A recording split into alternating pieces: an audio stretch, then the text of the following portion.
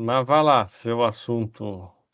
Agora, então, eu tenho um assunto que é sensacional agora, hein, cara? Inusitadíssimo, né? Essa semana, eu, na verdade, busquei esse assunto aqui exatamente por conta dessa imagem aí. Essa semana o Google estava homenageando esse cara aí, que é Arthur Friedenreich. Você sabe quem é esse Arthur Friedenreich? Claro que não. Claro que não. Ele nasceu Óbvio que há não. 121 anos. Ele nasceu exatamente no dia 18 de julho de 1892, em São Paulo, ali na região da Santa Efigênia, na esquina da Rua do Triunfo com a Rua Vitória. Apenas 4 anos depois da abolição da escravidão no Brasil, né? E ele era um atleta mestiço, filho de Oscar Friedenreich, que o Oscar já era filho de alemães, ele era brasileiro, mas filho de alemães, que vieram morar no Brasil, na região ali de Blumenau, e ele se casou com uma professora de primário negra chamada Matilde de Moraes e Silva, né? E teve o filho que era o Arthur. E o Arthur, quando era pequeno, olha só como a vida é engraçada, né? O Arthur jogando bola na rua, porque a começo do século ali já tinha o futebol, Charles Miller já tinha trazido essa novidade aqui para o Brasil, era um jogo novo, né? Não se praticava muito, mas o Arthur Friedenreich estava jogando na rua e ele foi atropelado, graças a Deus ele não se machucou gravemente, mas o seu pai ficou muito preocupado e acabou colocando ele numa escolinha de futebol em 1909 no Clube Germânia. Ele podia usar o Clube Germânia com o apelo de que ele era filho de alemães. Mas ele não era exatamente filho de alemães, ele era neto de alemães. E esse Clube Germânia, ele é o atual Clube Pinheiros, ali na Faria Lima. Foi uma época que o futebol ele tinha caráter amador, ele não era profissional, estava começando aqui, era só uma prática esportiva, né? E para que ele fosse melhor aceito no clube, ele alisava o cabelo e passava pó de arroz na pele para parecer mais claro, né? Porque existia um baita preconceito, né? E o Fried, como ele era chamado, né? Ele disputou o primeiro jogo da história da seleção brasileira em 1914, ainda de uma forma amadora, né? Mas no Campeonato Sul-Americano de 1917, Campeonato Sul-Americano que é a nossa atual Copa América, né? Ele ficou de fora exatamente por conta do racismo, né? Na época, a Confederação Brasileira de Desportos, a CBD, ela não admitia jogadores negros em competições internacionais. Tem até uma foto do Fried com esse daí é a foto dele, né? Com os cabelos alisados, né? E ele tinha olho verde, ele era um mulato Nossa, olho pardo verde. de olho verde com cabelo alisado e ele passava pó de arroz para parecer mais clarinho, mas você vê que ele tem lábios grossos, ele tem uma feição já já bem brasileira, né? Bem brasileirão mesmo, né? Porque não, hoje em dia você fala, pode, né? Pode ser qualquer brasileiro aqui, né? E acho que tem uma foto dele, inclusive, com a camiseta da CBD, que tem uma coisa interessante. Olha o símbolo do que hoje é a CBF, né? A CBD com uma cruz de Malta no distintivo, tá vendo ali? Sim, E dentro não verdade. dá para ver direito, mas dentro da cruz de Malta está escrito CBD, que é a Confederação Brasileira de Desportos, né? E Cruz eles de não. Malta, hein?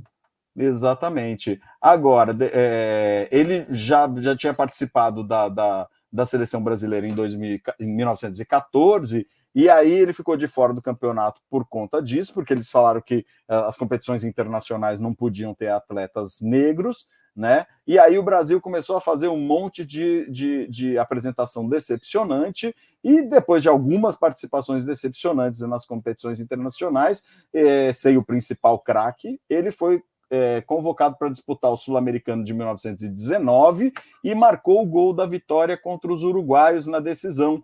E aí ele acabou nessa partida que terminou 1-0, ele terminou a competição como artilheiro e recebeu dos uruguaios o apelido de El Tigre.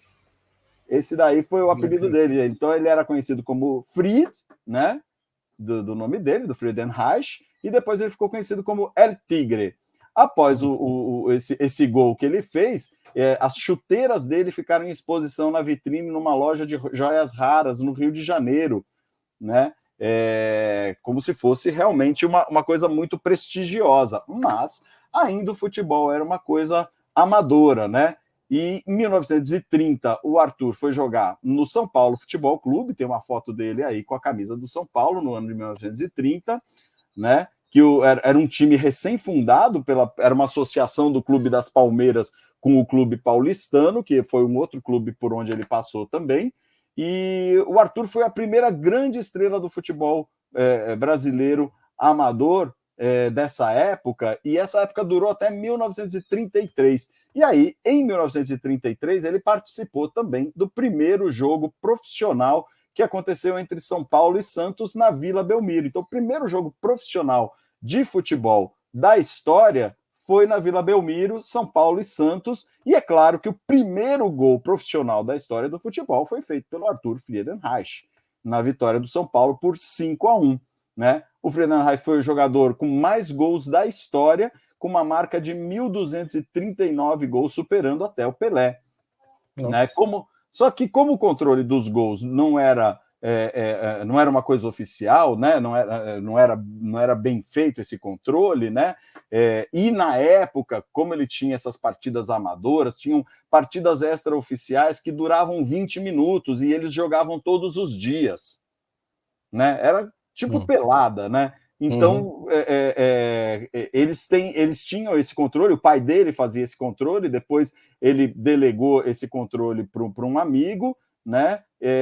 Então, essa marca não é oficialmente homologada pela FIFA, né? A maior frustração do Arthur Friedenreich foi não ter jogado a Copa do Mundo de 1930, pois, por falta de paulistas na comissão dos dirigentes, eles boicotaram a Copa e não foi nenhum atleta paulista convocado para a seleção. Então, essa foi a maior frustração de não ter participado da Copa do Mundo de 30, que foi a primeira Copa do Mundo, e o Brasil podia ter ganhado já a sua primeira estrela ali, né?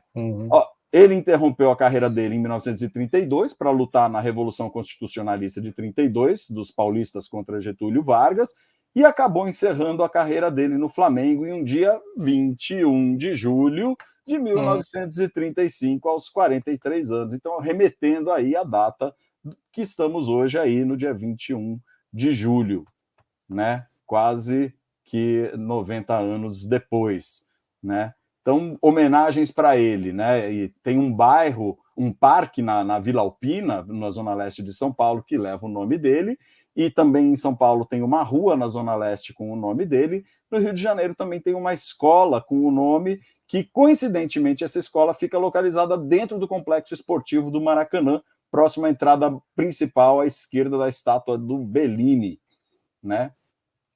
E aqui, encerrando a nossa homenagem a Arthur Friedenreich, a gente vai ouvir um choro que foi composto pelo mestre Pixinguinha, que foi nascido Alfredo da Rocha Viana Filho, no Rio de Janeiro, em 4 de maio de 1897, e faleceu no dia 17 de fevereiro de 1973. Esse choro que ele fez, chamado 1-0, é exatamente em homenagem ao gol que ele fez contra os uruguaios, que lhe rendeu o apelido de El Tigre. Essa foto aí, o Arthur Friedenreich ali no meio, com o Leônidas da Silva à esquerda e o Pelé à direita.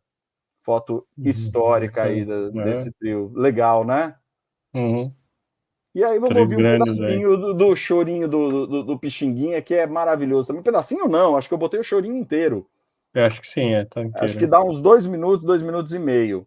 Mas vale a pena, é um chorinho bem legal. A gente relaxa e curte o choro. Vamos lá.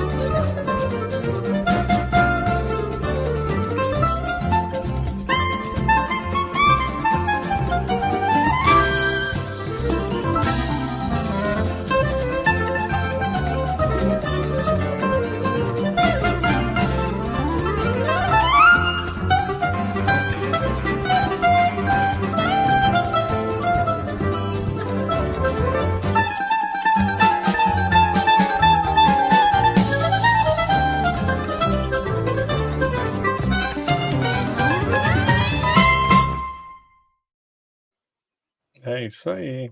Demais, Muito né? bom, hein? Uhum. O chat bombou aí, temos que dar um monte de resposta aí.